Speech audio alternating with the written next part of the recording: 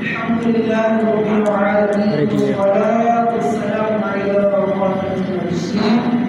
أما بعد فأعوذ بالله من الشيطان الرجيم بسم الله الرحمن الرحيم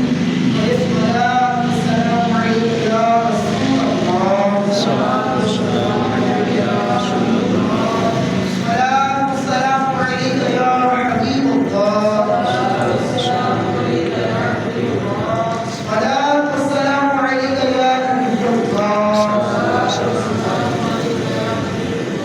وعلى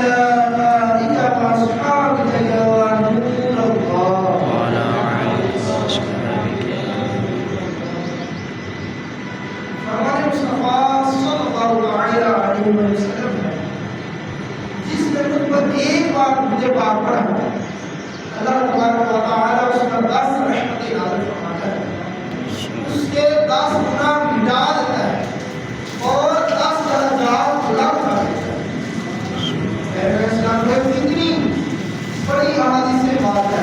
ہمارے لیے کتنی خوش نصیبی کی بات ہے کہ ہم گناہوں میں مبتلا ہیں، ہمارے درجات بلند نہیں ہو رہے، ہم نیکیاں نہیں کما رہے، لیکن حضور علیہ السلام نے ہمارے لیے اپنی امت کے لیے کتنی خوشخبری سنا کہ جب تم گناہوں میں مبتلا ہو جاؤ، بہت زیادہ گناہ کر رہے ہو، اس وقت تم حضور علیہ السلام کی ذات مبارکہ پر درود پاک پڑھو، اللہ تبارک تعالیٰ تم پر ایک بار درود پاک پڑھو گے، اللہ تبارک تعالیٰ 50 رحمتیں نازل فرمائے گا، 10 گناہ مٹا دے گا، 10 درجات بلند کر دے گا۔ پیارے اسلام بھائیو، حضور علیہ السلام کی ذات مبارکہ پر درود پاک پڑھنے کے بے شمار فضائل و برکات ہیں، بڑی فضیلتیں، یہاں تک کہ قلم لکھتے لکھتے ختم ہو سکتی ہیں، اتنی فضیلتیں ہیں، اتنی ثوابات ہیں درود پاک پڑھنے۔ حضرت ابراہیم علیہ السلام ایک مرتبہ جب رسول علیہ السلام معراج پر جا رہے جبرائیل علیہ السلام کی آپ کے ساتھ جبرائیل علیہ السلام نے عرض کی، یا رسول اللہ صلی اللہ علیہ وسلم، کیا آپ مجھ سے یہ نہیں پوچھیں گے کہ اللہ عز و جل نے مجھے کتنی طاقت عطا فرمائی ہے؟ حضور علیہ السلام نے ارشاد فرمایا، ہاں بتا، اللہ تعالیٰ نے تجھے کتنی طاقت عطا فرمائی ہے؟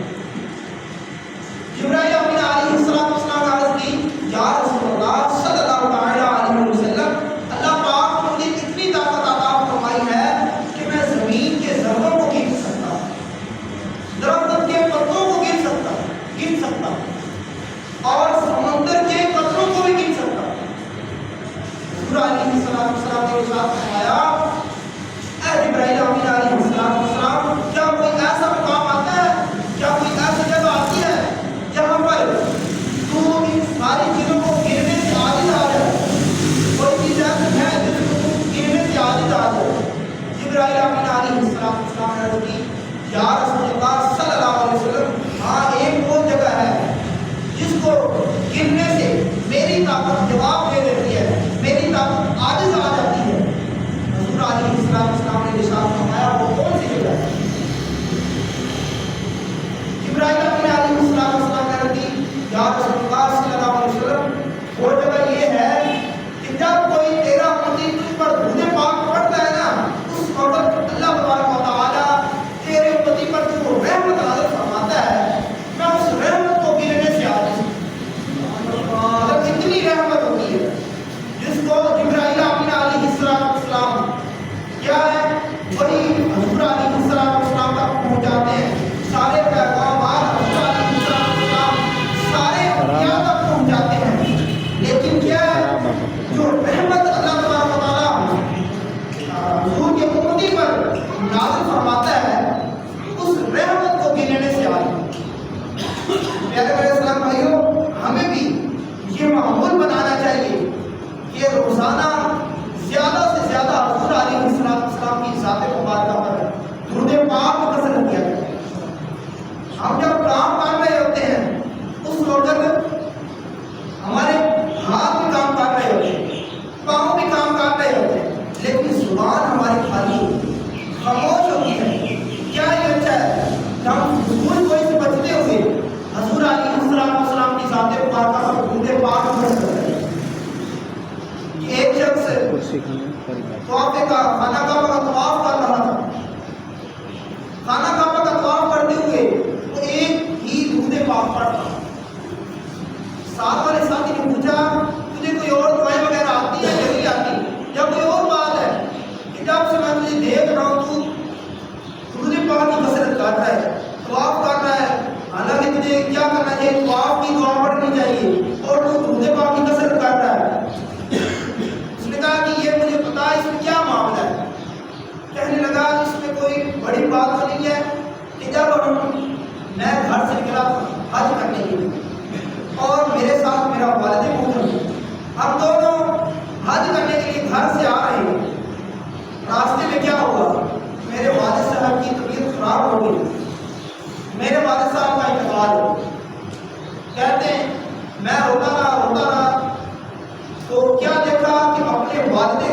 چہرہ سیاہ پڑ گیا، آنکھیں الٹ گئی اور پیٹ پھول گیا۔ کہتے ہیں اس وقت میں اتنا رویا یہاں تک کہ شام ہو گیا اور مجھ پر نیند کا غلبہ ہو گیا، میں سو گیا۔ فرماتے ہیں رات کو میں نے خواب میں دیکھا کہ ایک حسین و جمیل ہستی خوبصورت چہرے والے شخص آئے، انہوں نے اپنا مبارک ہاتھ میرے والد محمد کے چہرے پر دیا، جس کی برکت یہ ظاہر ہوئی کہ میرے والد کا جو چہرہ سیاہ پڑ گیا تھا وہ سفید دودھ کی طرح روشن ہو گیا، آنکھیں تو الٹ گئی تھی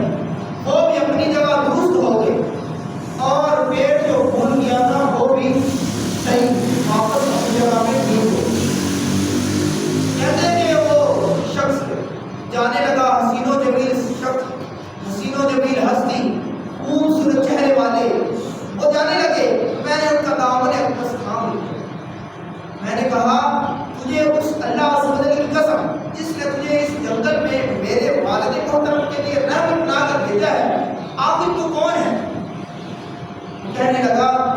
تو مجھے نہیں جانتا۔ کہا تو مجھے بتا آخر تو کون ہے؟ اس نے کہا میں محمد رسول اللہ صلی اللہ علیہ وسلم۔ یہ تیرا والد محترم بڑا گناہ گار تھا، بڑے گناہ کیا کرتا تھا، لیکن یہ میری ذات مبارکہ پر درود پاک کی کثرت کرتا ہے، اور جو کوئی مجھ پر درود پاک کی کثرت کرتا ہے، مجھ پر درود پاک پڑھتا ہے، میں اس کی فریاد کو پوری کر دوں گا۔ آج یہ مصیبت میں تھا، عذاب میں تھا، پریشانی میں مبتلا تھا، آج اس نے مجھ سے فریاد کی، اور جو کوئی مجھ سے فریاد کرتا ہے میں اس کی فریاد پوری کرتا ہوں۔